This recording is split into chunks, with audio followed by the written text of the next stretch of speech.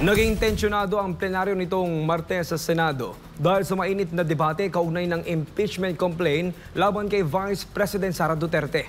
Si Troy Gomez magbabalita live. Troy, magandang gabi.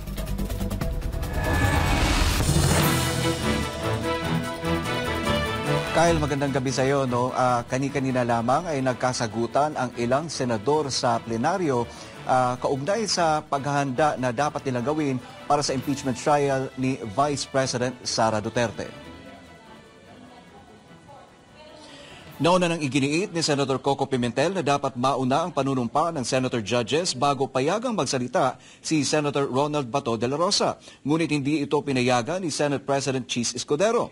Ilang beses na naantala ang sesyon bago tuluyang makapagsalita si de la Rosa. Sa kanyang privilege speech, hiniling ni de la Rosa na agad ibasura ang impeachment complaint laban kay VP Sara.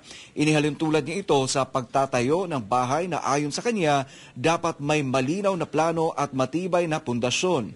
Giit niya ang impeachment ay isang seryosong proseso na hindi dapat minamadali.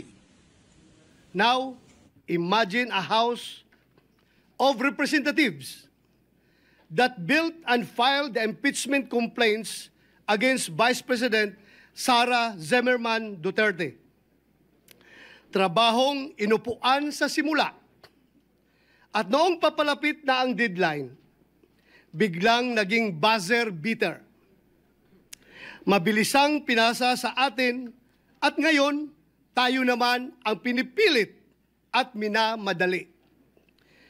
Pinapagalitan pa nga, that is your sworn duty. Tama na ang pamumulutika. This is undue delay.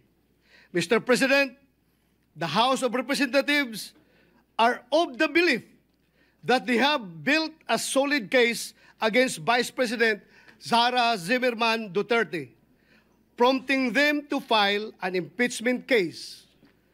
But how sound are the foundations of this impeachment case filed against the Vice President? Binigyang diin pa ni De La Rosa na batay sa saligang batas, hindi maaring magsampa ng higit sa isang impeachment complaint laban sa parehong opisyal sa loob ng isang taon.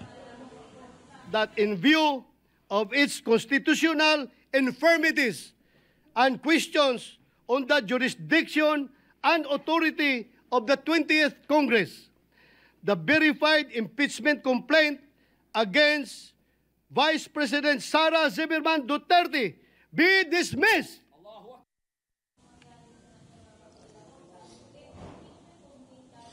Matapos naman ang pahayag ni Bato, bahagyang nagkatensyon sina Senator Amy Marcos at Senator Risa Ontiveros nang imungkahi ng huli na dapat na silang manumpa bilang senator judges para sa impeachment trial ng Vice Presidente.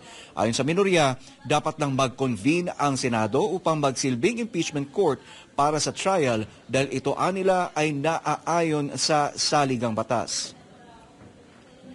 Kaya sa ngayon ay patuloy pa rin na tinatalakay sa plenaryo sa Senado kung ano ang magiging aksyon sa impeachment complaint na inihain ng Kamara. Mula dito sa Senado, balik sa iyo, Kyle. Alright, Troy, hihintayin natin kung ano magiging huling ganap niyang patungkol dyan sa issue na yan. So maraming salamat, Troy Gomez, sa detalye ng iyong balita live.